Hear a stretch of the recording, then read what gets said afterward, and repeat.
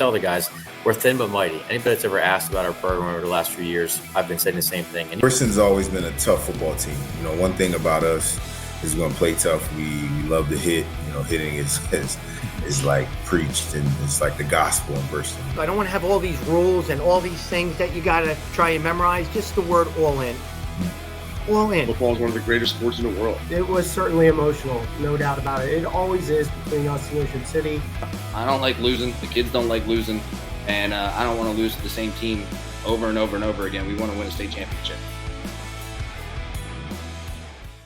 What's going on, everybody? Welcome into Cal One-on-One, presented by Ulmer's Appliance Service right here on Cape Atlantic Live. I'm your host, Nick Kosko, and we're going to keep rolling on with our 2025 high school football season previews. Up next is Oakcrest head coach Michael Forrest. Coach, good to talk to you once more. You guys are coming off another playoff appearance in 2024, turning the page now over to 25. First, we'll start out. What's the last 6+ months been like for you guys, gearing up once again as we, 2+ months away from football already? Yes, sir. Well, first, what's going on, man? Thanks for, the invite. It's always a pleasure speaking with you, man, especially every time I know I have my interview with you, I know football is right around the corner. So it's always a good thing. Absolutely. We actually have 2 7-on-7s this month. So, we are in grind. I just left the weight room to come down for the meeting. It's been great, man. The last couple months, man, we got right after it.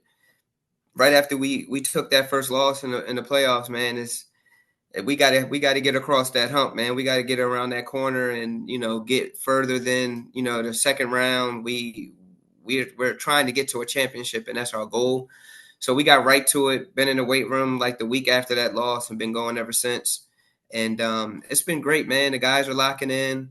You can see the change in the atmosphere, the culture is continuing to get stronger and stronger.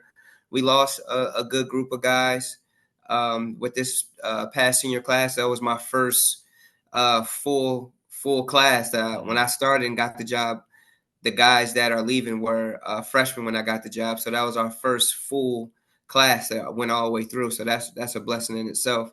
But, we got some young guys ready to go, man. We're ready to step it up and fill the shoes of those guys that left, and show everybody what we got, man. We're here to stay, so I'm hoping people are not thinking we falling off or anything like that. We built it for real.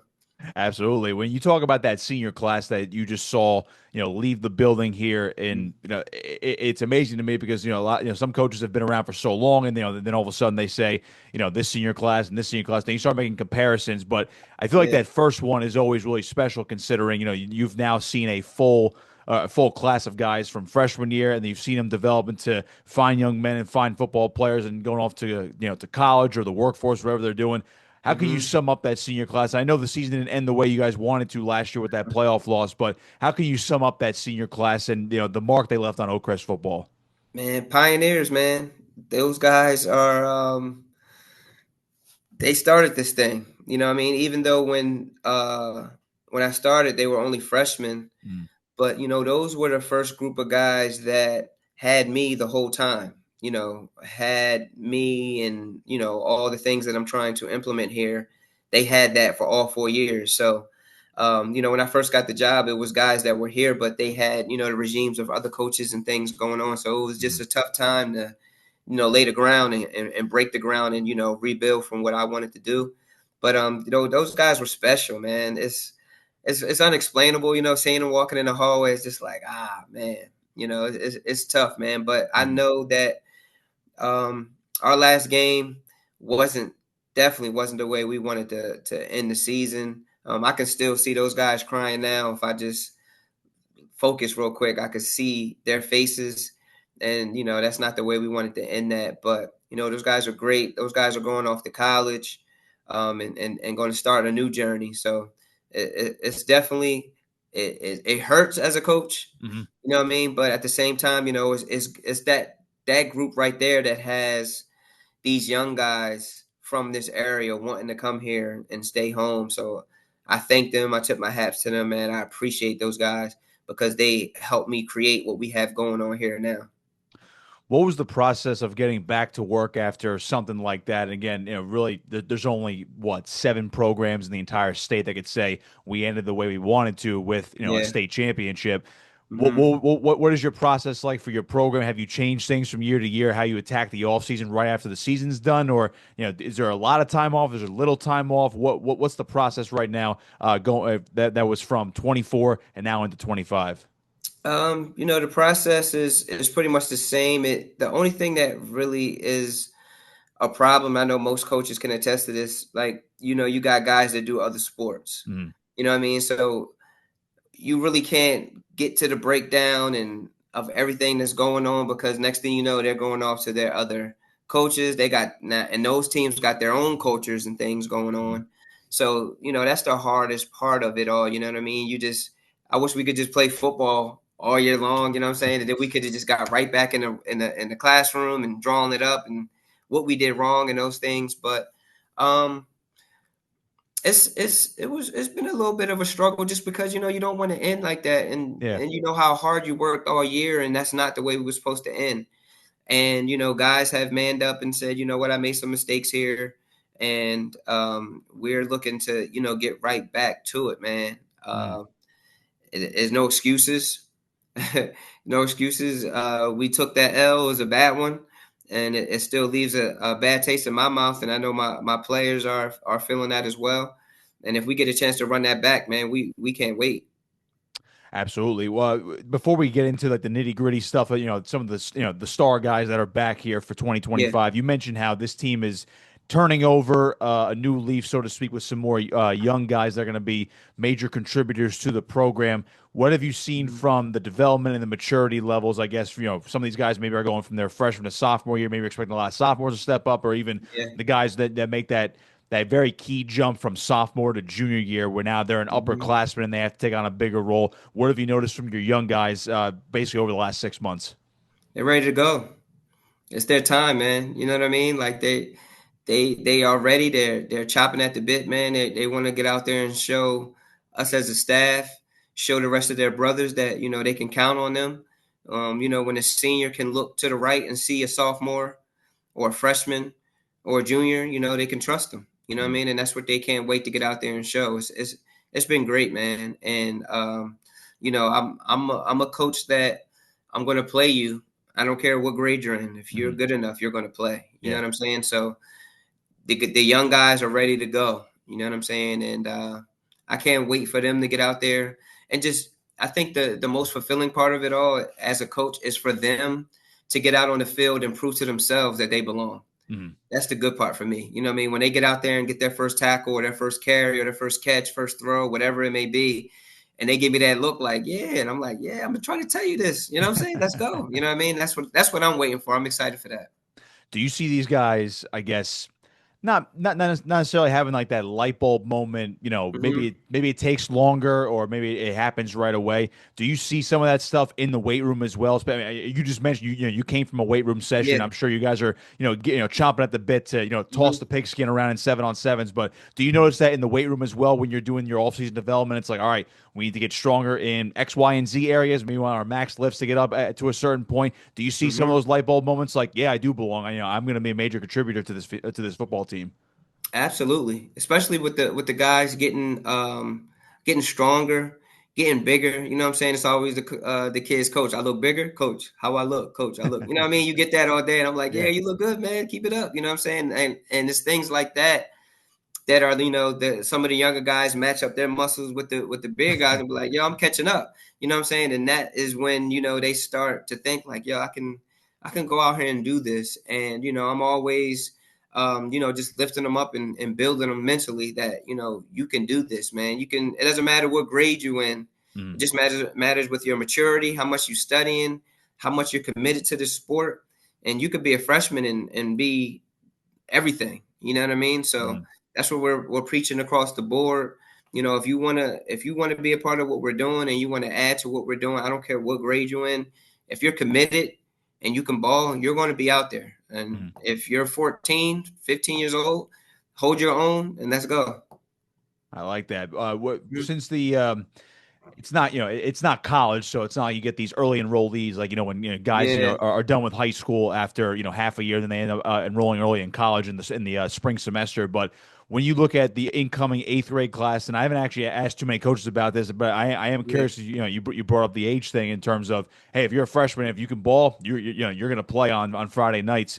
What's the message to Mays Landing and I guess the surrounding area with all the youth programs, the Pop Warners, and obviously the 8th grade varsity kids that are coming into their freshman year? I mean, they're not actually in school yet, but how much are they involved right now as we through like the months of May and June now getting into the summer? Pretty involved. One thing that's great that we've been doing here at Oakcrest, we've been doing a lot of collaborations with the Davies Middle School. So that's our middle school, and it's literally like right across the street. Like the kids walk over here. So we just had a meeting a couple days ago. They came over, and there was the opportunity for the kids to talk to all the fall coaches.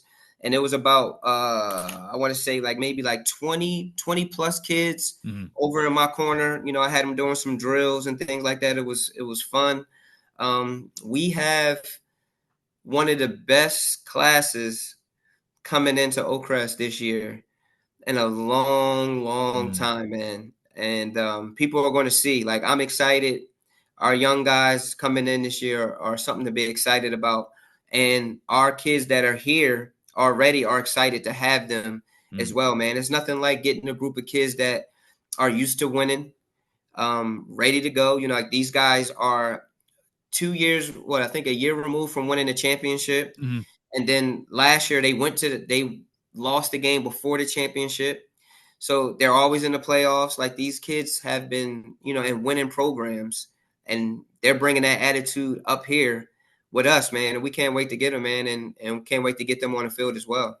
Is that part of that culture shift you were talking about before? Because again, Oakcrest has had its peaks and valleys in terms of their football history, but since you've taken over, it seems like there's been a shift of okay, now we get in the playoffs. Good. All right, now let's start advancing in the playoffs. And all of a sudden, an 8th grade class like this coming in, I believe they're the class of, I don't even know what it is, class of 2029, 29 or 30, which is 2030. Right, and that's crazy. So when you get a class like this, you're just like, oh, the youth program's been really winning. And have you noticed it trickle down? I guess what you guys do with the high school, and all of a sudden you're like, oh, the 7th and 8th graders are doing. Oh my God, now the 5th and 6th graders are doing it. Do you see that trickling down now within the area? Yeah, for sure. Like you said, it's been some ups and downs at Oakcrest, man, and look, me, man, I'm not throwing any shade on any coach or, anybody that's been doing anything with this football program here, but I went here, what I'm saying? I'm from here. I played football here. And when I was here, I had the same coach all 4 years. That makes a big difference. There's been a lot of coach shifts here and there, you know what I'm saying? And I think that's a big part of it. I've been here. I'm going on my 5th year. I don't plan on going anywhere. I'm from this area. I'm from Mays Landing. I live in Mays Landing. I went here. I know a lot of these kids' parents. You know what I'm saying? I coached a lot of these kids on youth. So it's I'm home. I'm homebred. So it's kind of I think people are feeling more comfortable staying home. And you got to win. Yeah. You know what I'm saying? We want to win some more games. And there's some key games that, we have to win. When we play against the schools that's down the road, we got to win those games because, at the end of the day, all these kids, we're all in each other's backyards trying to grab these kids. You know what I mean? And I'm trying to get to the point where our kids aren't thinking about anything else, anywhere else, but staying here and building a great Mays Landing area. I like hearing that. We'll shift our focus over to 2025 in just a second. Okay, quick break. This is Cal 101 right here on Cape Atlantic Live. This broadcast is brought to you by Harbor Jiu-Jitsu. Located in Egg Harbor Township, Harbor Jiu-Jitsu is more than just training. Both adults and kids can gain practical skills that give you real confidence, build physical and mental resilience, and you can join a team that's here to help you grow. Featuring no gi, wrestling, and MMA classes. Harbor Jiu-Jitsu is the most dynamic gym in South Jersey.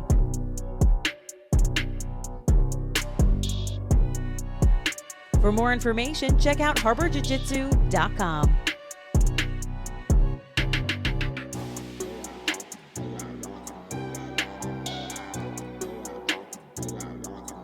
So, Coach, when we switch our shift our focus over to 2025, it's interesting because you do get some guys back. I know we were discussing a lot of the young bucks that are going to be stepping up this year. Of course, the incoming freshman class is going to be key as well to the development of the program. Maybe some guys will contribute right away, but other guys that are back that were big contributors last year. I'll start with Donovan Lynthicum, running back and linebacker, one of the best two-way guys in South Jersey. I feel like, now, correct me if I'm wrong, but he's starting to get more college looks now. I think that people are finally like, okay, yeah, this kid can ball a little bit. Yeah, for sure. And he's committed now. So he's committed to Villanova. That's where he's Great. going.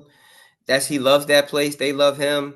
He told me, Coach, I'm good. If any coaches want to come and talk to me, tell them I'm unavailable. You know what I'm saying? And he's a loyal guy. Villanova's been showing him love since he came here, and he remembers that. You know what I'm saying? Yeah. So he's tucked. He's out of here. So he's a wildcat. You know what I mean? But there were some offers coming in, and I'm pretty sure more would have came in. You know what I'm saying? But a lot of people have seen that, he's committed. I'm pretty sure there may be a few schools that will probably try to persuade him to, go another direction. And at that point, I'll let him and his family make that decision. But right now, he's locked in. He's a wildcat for sure. I like that. So what is he meant to you guys as a leader? I believe is he going to be a 4-year starter this year, or at least a 3-year starter? 3-year. He transferred in as a sophomore, so he'll be 3 years. Yeah. Okay, so when you look at a kid like that, I mean, especially a kid who's not originally from the area or had to transfer in either situation, what is he meant to the program in terms of his leadership ability? Obviously, his play on the field speaks for itself, what he can do as a running back, what he does as a linebacker, but how does he get these guys to rally around him? I would imagine he's the de facto face or leader of the team, if you want to call it that. You could say that, yeah. I would agree with that. Like you said, his gameplay speaks for itself. Everybody on the team trusts him. He's going to be in the right spot. You know what I mean? He's going to do his job. You know what I mean? When we're in the weight room, he's 1,000% in there, and he's becoming more vocal. He just does everything right. You know what I mean? Like he's the type of kid that you want on your football team. I'm glad he's on my football team. I played against him as a youth when I was a youth coach. Yeah. And he destroyed me then. You know what I'm saying? So he's on my team now. So, it's just been nothing but up and up since then. He uplifts everybody on the team. Everybody loves him. Everybody in the school loves him. He's just a great addition, man. Since he walked in this door, he comes from a great family. He's just a great kid, man. Villanova is getting an amazing kid. Can't wait to watch him on college football Saturdays. But first up, of course, the high school Fridays. Jaleel Williams and Jaden Harvey, some other guys that are back, also part of this senior class here in 2026, if we turn the calendar year, of course, 1 year ahead. What do those guys mean to the offense and obviously defense as well? I know a lot of your guys do play both ways on offense and defense. So how about those two guys and speak to them for a little bit? Yeah, so we'll start with Jaden Harvey. Jaden Harvey picked up some offers. He's actually up in Syracuse right now. So I'm hoping everything is going well with him. I'll hear from him and his family a little later on. But he's our Swiss Army knife, man. He could do it all. He's 6'2", almost 200 pounds. Going to play corner, going to play safety, going to play receiver, going to play kick return, punt return. Like he's going to be all over the place, man. We trust in him. He brings a lot to our team. His leadership skills are getting better and better every day. He's lifting his behind off. He's getting stronger. And once he gets on that field and understands that I'm a little better than everybody out here, he's gonna be real dangerous. Yeah, Jaleel Williams, another person. He picked up some offers, so they pretty much all have the same offers. I call them the three amigos, like Rhode Island. I think Jaden has Maine. Jaden has Syracuse, and Eastern Michigan came through with those guys as well. But Jaleel is he's a linebacker for a supreme linebacker, but he plays some DN for us. He'll play some running back as usual. He'll play some tight end, some H back, some special teams, things to that nature. He's another guy that's always in the right spot. Him and Donnie and Harv, they lift together in the weight room. He gets in there. He's getting after it. He's getting stronger. And Scary. He's getting faster too. I can only imagine. That's the thing that's going to be scary for teams. Like his speed is getting pretty good, and he's not losing weight. Like he's still putting on the weight, but he's getting faster. So yeah, man, like those three guys mean a lot to our team, man. I can't wait to, let them out the cage pretty soon and just let them lead our team, man. They're going to be on the three levels of our team. Our defensive coordinator, Danny Curtis, that's what he says. They're on the three levels. You know what I mean? You got Harvey in the back end, you got Donnie in the middle, and then you got Lil on the edge on that front line. So those are our three guys. So we are looking forward to seeing what they can do for our program this year. I like that. A relentless attack on defense and, of course, offense as well. You guys are going to open up against Ocean City at Battle of the Beach at Cary Stadium on August 28th during the 1 p.m. kickoff slot. As far as the quarterback is concerned, I know you graduated one. Is there a starter already, or you guys are going to have an ongoing battle, I guess, through camp up until around August when you make a decision? Yeah, there will be a battle. We have Devin Fortune. He is the returner. He didn't start. So this would be his first opportunity to start. He got a couple plays in last year as a sophomore, so he's going to be, taking the reins. It's his spot to lose. You know what I mean? He's going to have the opportunity to hold it down. We have an incoming freshman coming in that's going to be ready to go. So those two are going to be battling out, and it's going to be great. It's going to be a great battle, man. They know each other. It's all love between the two of them. And they're both athletes. So whoever gets the starting job, the other person can help us in other ways. You know what I mean? Right. It's not like that kid is just going to be sitting down and doing nothing. Like we're trying to incorporate both of those guys into our offensive schemes. And we're looking forward to that battle. It's been a while since we had like a legit quarterback battle. And we're excited that we're going to have a quarterback that we can have for the future for the next couple of years. So we're excited.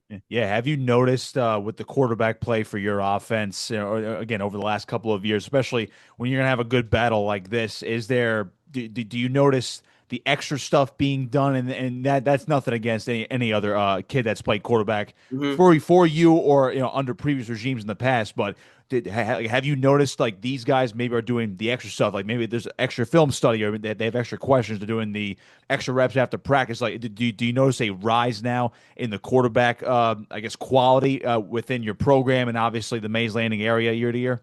Yes, sir. I see it now. Like they're out there throwing more. They're rallying the guys to come out and do some extra work.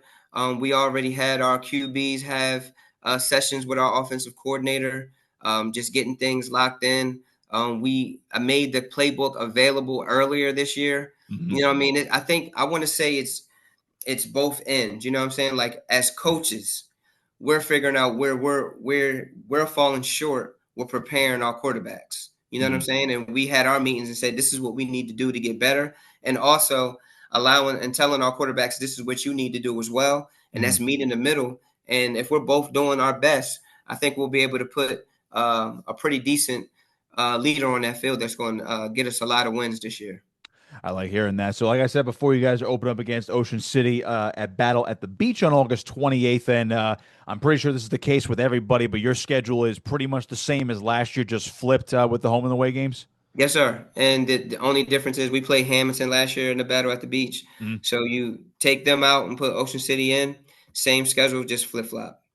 How do you weigh a couple more for you? And again, I appreciate your time today, Coach. When you look at, I guess, the expectations, and I believe I asked you about this last year because now the playoffs are now pretty much, they're a regular thing now with Oakcrest over the last couple of years. Like, okay, you look at Oakcrest, all right, that's a regular Group 3 contender right there in South Jersey and maybe beyond. How do you get that messaging across to the kids? It's like, you don't want to say, you know what, it's state championship or bust, all the time, but that's obviously the goal. How do you, balance that messaging from, a day like today in June and then eventually, when it's middle of October, it's like, all right, we need to make our push here. Yeah, for sure. Like the kids understand, look, we've been to the playoffs since I got hired. You know what I mean? This is old news now. You know what I'm saying? Like getting to the playoffs and going to the first round and losing, like, it's nothing to brag about. You know what I mean? Yeah, you make it to the playoffs, but we're losing once we get there. it's just not something that we feel good about as a program. Yes, it's good that Oakcrest is back and they're making playoff runs consistently. I understand that, but that wasn't my goal. You know what I'm saying? My goal was bigger than that. We need to get to a sectional. Like, we need to get to a sectional title game. Yeah, that's plain and simple. We'll talk about winning it when we get there. We need to get to it. You know what I'm saying? Like, that would be huge for our program. We've been to the second round. I think my second year we went to the second round and we lost. Yeah. But we are capable of getting there. But let's get there and let's win that game, and let's get to a championship and see where the chips fall. You know what I mean? And then let's talk about contending for the state title. You know what I mean? But what I'm preaching to the kids is this. We need to get to the conference. Well, not just the conference, because we won that last year. I plan on winning it again. We need to get to the sectional title game. Yeah. We need to get there. Let's get there. Now we've got something that we can talk about. Now we're going higher and higher. But just going to the playoffs every year and going to the first round and losing, that's nothing good. Like, it's old news, to be honest. Like, we don't even really talk about it. I like that. That's a losing season for us last year. That's an interesting perspective. And yeah, you mentioned the Liberty division in the West Jersey Football League last year. You guys outpaced Middle, Gammy, Lower Cape May, Cumberland, and St. Joe's of Hamilton, going 5-0 in that division. So obviously a successful season and something you plan on doing here again in 2025. So I'll leave you here with this one. And I kind of already see it right behind you with hustle, grind, and execution. But I do ask every coach this. I say, or I ask, what's the phrase or the motto this year that everyone's buying into? Some coaches keep it the same with the program every year. Some change it every year. So it could be a phrase or a single word. Is it hustle, grind, and execution? Or do you have some a little bit different, that the kids buy into in terms of the 2025 phrase of, the phrase of the year? Yeah, it's not that, but that's always some greatness to follow, right? Yep. But the key to our program is more, MORE. We want our kids to be more in everything that they do. The M is mental toughness. Everything starts up top. Oneness, we got to play as one. No matter what's going on, we are one. So, when you go off topic and you do somebody else's job, you go into your individual thing, we mess it up for the team. You know what I'm saying? So we got to stay as one and do things as one. The R is rise. We got to rise above all adversity, all hardships, anything that's going on in our lives. We have to rise above that. And the last one is energy. We got to bring that positive energy at all times, no matter what's going on around us. We need that positive energy, because that negative energy is not taking us anywhere special. We need to get to some special places. So that's the motto, and that will be the motto from here on out. There's nothing else. Yeah. I like that. More for Oakcrest in 2025, potentially coming in about 2.5 months. Battle the Beach, August 28th against Ocean City. Coach, appreciate the time. Good to talk to you again. I can't wait to circle back as we get closer to football season. I'll be certainly excited to watch the Falcons this year. Yes, sir. I appreciate it, man. Thank you for always having me on. I appreciate it. Absolutely. Coach Michael Forrest with me here on Cal 101, presented by Ulmer's Appliance Service. Be sure to check out the rest of our content on Cape Atlantic Live on YouTube, including the rest of our podcast series, Cal 101. We'll see you next time.